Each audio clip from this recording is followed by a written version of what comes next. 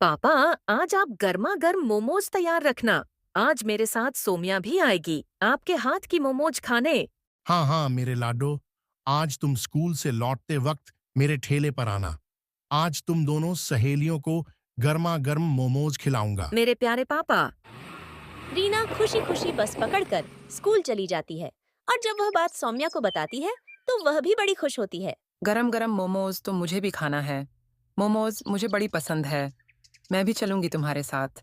ठीक है, फिर चलना तुम भी। शाम के समय रीना अपनी दोनों सहेलियों के साथ अपने पापा के ठेले पर आ जाती है। हरिया बीच बाजार में गर्मा गर्म मोमोज बनाकर बेचता था।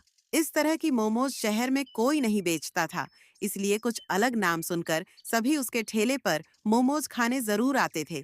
धीरे धीरे रीना भी अपने पापा से गर्मा गर्म मोमोज बनाना सीख गई। ऐसे ही समय बीतता जाता है। स्कूल की पढ़ाई करने के बाद दोनों अमीर सहेलियां पढ़ाई करने के लिए बेंगलुरु चली जाती हैं और इधर रीना के पापा की तबीयत ठीक नहीं रहती, जिस कारण रीना ही अपने पापा का काम संभाल लेती है। वह सारा दिन यहाँ से वहाँ ठेला लेकर मोमोज बेचती और गर्मा गर्म मोमोज आने वाले ग्राहकों को खाने के लिए देती। गर्मा गर्म मोमोज खाओ, गर्मा गर्म मोमोज एक बार खाओगे बार बार आओगे। आइए आइए, गर्मा गर्म मोमोज। कुछ साल और बीत गए। अब निधि और सौम्या की शादी दो सगे भाइयों से हो जाती है। वह दोनों भी अमीर परिवार से ही थे। वे दोनों भाई सौम्या और निधि का खूब ख्याल रखते। इधर रीना को अपने दोनों सहेलियों की याद तो आती, लेकिन उसके पास उन दोनों का फोन नंबर भी नहीं था जो उनसे कांटेक्ट कर सके। कुछ समय बाद रीना भी अपने पापा के इलाज के लिए दिल्ली आ जाती है। अब वह वहीं एक झोपड़ी में रहकर अपने माँ पापा दोनों का ख्याल रखें, साथ ही अपनी मोमोज का ठेला लगाती है। इधर सौम्या और निधि के पति का ट्रांसफर भी दिल्ली हो जाता है। फिर एक रोज सौम्या, चलो आज मैं तुम सबको मोमोज खिलाने के लिए ले चलता हूँ। तुमको तो पता ही है दिल्ली खाने पीने की चीजों के लिए कितनी मशहूर है। हाँ हाँ, फिर तो सभी चलते हैं, बड़ा मजा आएगा। वे सभी सुखी राम की गर्मा गर्म मोमोज खाने के लिए खान मार्केट चले जाते हैं, जिसे खाकर सौम्या कहती है, मुझे तो यहाँ की मोमोज बिल्कुल भी पसंद नहीं आई। क्या सौम्या, और खाकर तो देखो। सौम्या बिल्कुल ठीक कह रही है। वो स्वाद नहीं है। इन मोमोज में हमें नहीं खानी। और मोमोज तो हरिया काका और हमारी सहेली रीना बनाती थीं, लेकिन पता नहीं है वह कहाँ है। फिर ऐसे ही समय बीतता है। फिर एक रोज यार निधि, पता नहीं अपनी दोस्त रीना कैसी होगी, कहाँ होगी। स्कूल छोड़ने के बाद उसे कभी मिलना ही नहीं हुआ। हाँ यार, मुझे भी उसकी बड़ी याद आती है। एक बार जब कानपुर गई थी कजन की शादी में, तो मैं उसके घर भी गई थी, लेकिन वहाँ ताला लगा हुआ था। काश हमें वह फिर मिल जाए। ऐसे ही समय बीता। फिर एक रोज सौम्या का पति अंकित, सौम्या, कल मेरे ऑफिस के एक क्लाइंट की शादी है, तुम सबको भी वहां चलना है। हाँ हाँ, इसलिए तुम दोनों भी रेडी हो जाना। माँ और प्रीति भी साथ चलेगी। उसने बार बार रिक्वेस्ट किया है कि सबको पार्टी में लाएं। अच्छा ठीक है, हम सब तैयार रहेंगे। निधि, तुम वो पल्स मेकर वाले को अभी से बुक कर ले। ठीक है, मैं उसे आज ही फोन कर देती हूँ। फिर अगले दिन वह सभी शादी में तैयार होकर चले जाते हैं। वह एक काफी बड़ी पार्टी थी, जिसमें तरह तरह की स्टॉल लगे हुए थे। वह दोनों एक तरफ खड़ी थी, तभी उनकी नंद प्रीति आती है। निधि भाभी, सौम्या भाभी, आप यहाँ के दरम दरम मोमोज खाकर देखिए। आपने कसम से ऐसे मोमोज कहीं नहीं खाए होंगे। अरे नहीं यार, हमें यहाँ मोमोज नहीं खाना। वह सच कह रही है बहू। तुमने यहाँ के मोमोज खाए ना, तो तू अपनी उसे दोस्त के मोमोज भी भूल जाएगी, जिसकी तुम दोनों तारीफ करती फिरती हो। निधि और सौम्या मोमोज की स्टॉल पर जाती है और गरम गरम मोमोज खाने के बाद कहती है, अरे इन गर्मा गर्म मोमोज का स्वाद तो ऐसा है जैसे रीना और उसके पापा बनाते थे।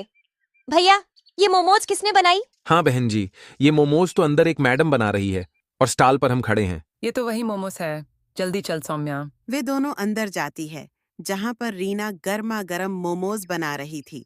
सौम्या और निधि को वह देखती है तो वह बड़ी खुश होती है। सोमिया, निधि, तुम दोनों यहाँ, तुम दोनों की शादी हो गई, कितनी अच्छी लग रही हो।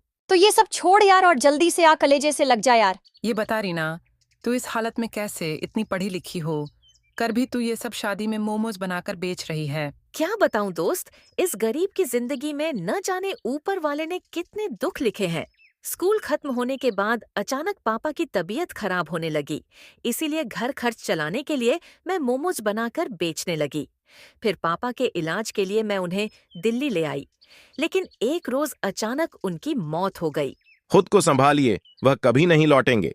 इन्हें कैंसर की बीमारी थी जो इनकी लंग्स तक फैल चुकी थी। खुद को संभाल कर रीना ने अपने पिता का दाह संस्कार किया, लेकिन पिता के जाने के बाद उनकी माँ भी सदमे में चली गई और उन्होंने भी बिस्तर पकड़ लिया।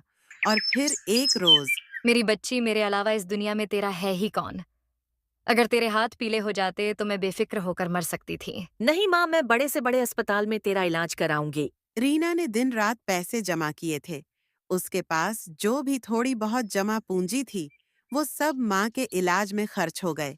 साथ ही कुछ पैसा कर्ज पर उठाती है, लेकिन वह भी खत्म हो जाता है और इन सब के बाद भी वह अपनी माँ को नहीं बचा पाई। तू भी मुझे छोड़कर चली गई माँ, अब अनाथ हो गई। मैं किसके भरोसे रहूंगी?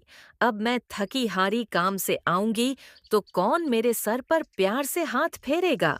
माँ कौन? उसे दिन के बाद मैं अकेली दिल्ली की सड़कों पर गर्मा गर्म मोमोज बनाकर बेचने लगी और अपना पेट पालने लगी और शादी विवाह के ऑर्डर भी लेने लगे। अब तू मत रो रीना, तू अकेली नहीं है, तेरे पास ये 2 सहेलियां हैं, यानी कि बहनें। अब से हम तेरा खूब ख्याल रखेंगे। हाँ चलो, सबसे पहले तुम्हें अपने ससुराल वालों से मिलवाते हैं। वह दोनों रीना को अपने ससुराल वालों से मिलवाती है और सारी बात बताती है। अब वह रीना को अपने घर में ही रहने के लिए कमरा दे देते हैं। साथ ही उसके लिए एक बड़ी दुकान भी खुलवा देते हैं, जिसमें वह गर्मा गर्म मोमोज बनाकर बेचती है और उसका काम और भी अच्छा चलने लगता है। और कुछ दिनों बाद में खुद का एक रेस्टोरेंट भी खोल लेती है। फिर कुछ समय बाद अंकित के एक दोस्त को रीना पसंद आ जाती है और वह उससे शादी कर लेता है। और अब रीना भी खुशी खुशी अपनी जिंदगी जीती है। Please subscribe. Thanks for watching दोस्तों।